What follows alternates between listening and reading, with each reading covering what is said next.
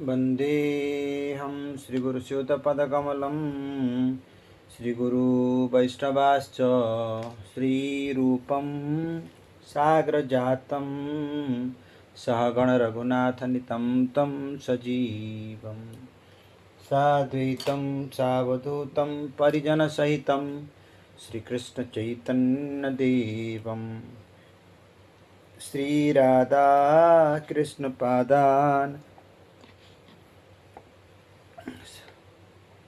सहगण ललिता श्री विशाखावितां च। पूर्वर भक्तिर सिंधुर सामान्य भक्तिर किछि अवशिष्टांश बाकी अच्छी ताहा आमे पूरा करबा। हरिभक्ति सुधोदय प्रहलाद महाराज वाक्य, हे देवेश मु एही मात्र प्रार्थना करुअछि जे आपणक पाद पद्म मोर भक्ति सुदृढ़ भाव रहू, जेहेतु यही भक्ति लता ही सर्वसुख संपन्न चतुर्वर्ग फल प्रदान करे। भक्तिर मुख्य लघुता कारिका कौन? भगवत विषयक रति जहाँकर हृदय आविर्भूत हुई अछि से धर्म अर्थ काम मोक्ष स्वरूप पुरुषार्थ समूह को तृण ज्ञान करिछि। माने छोटिया ज्ञान, भक्ति सामने सब तुच्छ का। नारद पांच रात्र भी वर्णन अच्छी भक्ति देवींकर पश्चातरे भुक्ति और मुक्ति प्रभृति महासिद्धि समूह दासी स्वरूप गमन करिथांती। भक्तिर सुदुर्लभता कौन?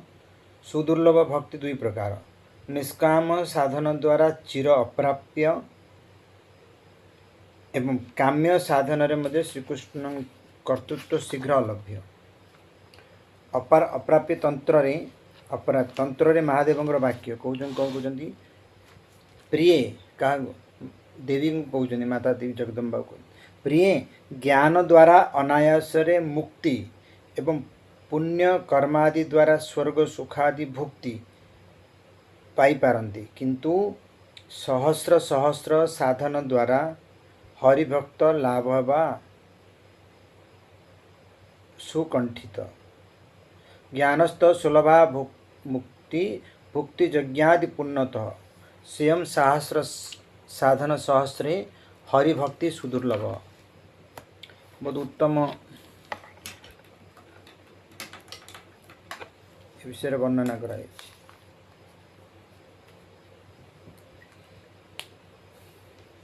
हरिकर्तृक शीघ्र अलभ श्री भगवान श्री भागवत सुक मुनि तांकर उक्ति रखिछन्ति, हे राजन भगवान आपणकर और यादवगणकर पालक उपदेशक उपास्य प्रिय ओ कूलर एकाधारे नियंता एपरि कि आपण मानक आज्ञानुवर्ती होई दूत रूपे कार्य करियछन्ति। अधिक कि जो माने ताहांको भजना करन्ति सेमानंको केवल मुक्ति प्रदान करन्ति, किंतु ताहा काहाको शीघ्र भक्ति प्रदान करन्ति नाही। भक्ति सुख सागरर परमाणु सह दुई परार्थरे गुणित ब्रह्मानंद सुख समान हेब नाही। पुणी हरिभक्ति सुधोदय प्रहलाद महाराज पुणी कहते, हे जगतगुरु आपणक साक्षात द्वारा विशुद्ध आनंद समुद्र रे निमग्न होई अछि। एबे मते ब्रह्मानंद सुख मध्य गोस्पाद तुल्य बोध होउछि। गोस्पाद माने माने जो ब्रह्मानंद सुख बहुत तुच्छ लगुच, गो माने ब्रह्मानंद सुख भी किमिति गोटे गोर गाईर खुर गोटे हेले केतिक समय लगे सेतिक समय लगुच।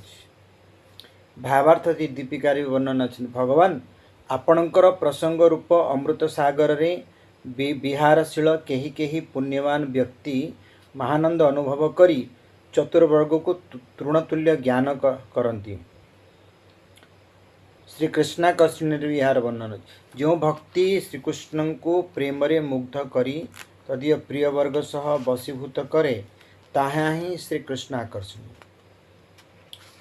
भागवत भी कृष्ण उद्धव को कहते, हे उद्धव मद विषयिणी विशुद्धा भक्ति जेपरी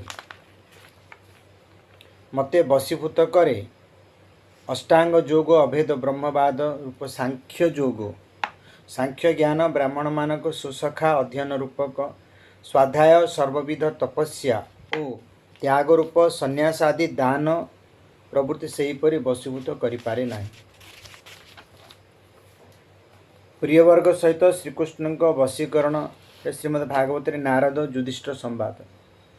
हे राजन, हे महाराज, आपण एही नृलोकरे भाग्यवान, कारण लोकोपावन साधुगण आपणक संग सर्वदा अभिलाष करती, जेहेतु साक्षात परम ब्रह्म मनुष्य रूप में प्रकट होई प्रच्छन्न भाव आपणक गृह अवस्थान कर।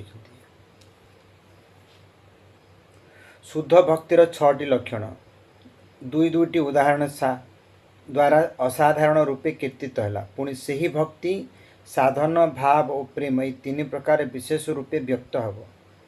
पूर्वजन्म सुकृतिक क्रमे भक्ति प्रतिपादक भागवत आदि शास्त्र रे किंचित रुचिजात हेले तद्वारा भक्ति तत्व सुंदर रूपे प्रकाश पाए, किंतु जुक्ति बा तर्क अवलंबन रे भक्ति तत्वर दर्शन पाइबा सुकठिन। तार्किक तर्क द्वारा जहाँ सिद्धांत रूपे स्थिर करती ततोधिक तर्क ताहा खंडन रे समर्थ होता है। तेणु तर्क सिद्ध वस्तु अस्थायी। प्रथम लहर सार कथा यही लहरी रे साधारण भावे भक्तिर महात्म्य कीर्तन करने को जाई मंगलाचरण रे श्री श्री राधा प्रिय श्रीकृष्ण जी अखिल रसामृत मूर्ति यह स्पष्ट भावे विज्ञापित करा जाइछि। केवल सुधा भक्ति भिन्न कर्म ज्ञान योग तपस्या आदि द्वारा से ही रसवैष विग्रह लभ्य हुए नहीं। एपरिकी निष्काम कर्म योग द्वारा से वस्तु चिरकाल अप्राप्य। तत्परे स्वरूपतः उत्तमा भक्तिर लक्षण वर्णन एवं से भक्ति कर्म ज्ञान योग अन्याय विलासित तपस्या नैमित्तिकादि कर्म प्रकृति मिश्रित हेले भक्तिर पल्गुत्व प्रकाश पाए, ताहाकु अधमा भक्ति कहती। यह विशद भावे प्रदर्शित कला परे से उत्तम भक्ति जे निरपेक्षा एवं ताहार जे स्वतः कर्तृत्व ताहा 6टी लक्षण द्वारा यथाक्रमे उदाहरण स्वरूप कीर्तन करिअछन्ति। तद्वारा यथा भावे प्रथमा अवस्थारे प्रारब्ध अप्रारब्ध पाप बीज और अविद्या रूपक क्लेश नाशकता, तत्परे सर्वशुभ प्रदत्त समस्त सद्गुण लभ्य मोक्ष प्रति लघु ज्ञान कराइबा कृष्ण प्रेमानंदर एक बिंदु सहित ब्रह्मानंदर लघुता प्रकाश श्रीकृष्ण पाद पद्म प्रति प्रबल भावे आकर्षण प्रभृति लक्षण रे विभूषित। यही निर्मला भक्ति तर्क द्वारा किंबा जड़ पांडित्य आदि द्वारा लभ्य हुए नहीं। एहीपरि उत्तम भक्तिर वैशिष्ट्य यही लहरी रे कीर्तन करा जाइछि। आमे साधारण भक्तिर द्वितीय लहरी रे आगामी पयार रे पाठ करिबा। जय जय श्री राधे श्याम।